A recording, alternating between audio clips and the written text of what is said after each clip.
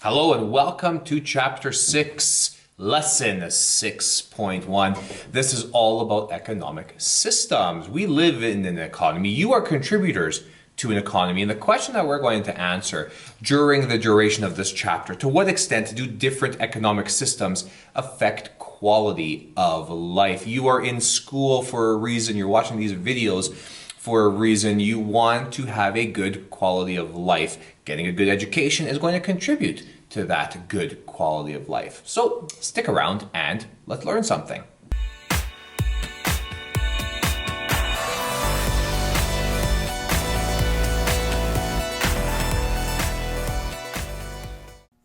Economic systems, ladies and gentlemen. Welcome to Chapter 6, Lesson 6.1. To what extent do different economic systems affect quality of life?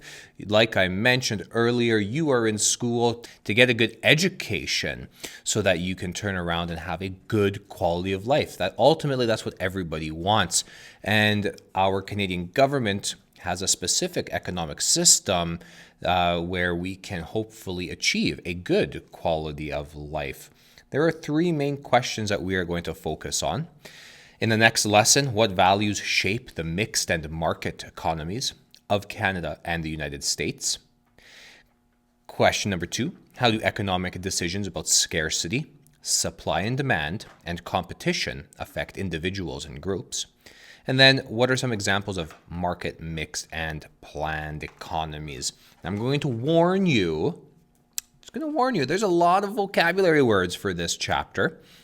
We've got economics, economic systems, economy, scarcity, land, labor, capital, privately owned, public good, shift left, shift right, consumers, demand, producers, supply, competition, unemployment rate, strike, collective bargaining, and labor union. All right. I want you to think about yourself for a second here. You are a student, a person, probably here living in Canada, and you are the following. You, believe it or not, are a consumer. You are part of the economy because you own things and you buy things. And because you own things and because you buy things, you contribute to Canada's economy. Now, I want you to put on your imagination caps, my friends. And I want you to imagine that tonight you go home and your parents surprise you with $2,500 to spend as you wish. That's a lot of money. That's probably a lot of money for your age. That's a lot of money for anybody, to be honest with you. How would you go and spend that free money that your parents have given you and you get to spend it as you wish? What are you going to do? Are you going to go buy a new video game? Maybe a PlayStation, Xbox? Personally, I prefer Nintendo. Would you buy some new clothes, some new shoes? What would you do? Would you save it? Would you save some of it and spend the rest? What are some of the things that you would do? Now, I want you to imagine a different scenario. Imagine now that you are a single parent who has 2 children and you're working in the service industry. That same $2,500, you now make that $2,500. Nobody has given that to you. This is your salary. This is your wage, $2,500, and you only have this $2,500 to spend for the entire month. How would you spend that money?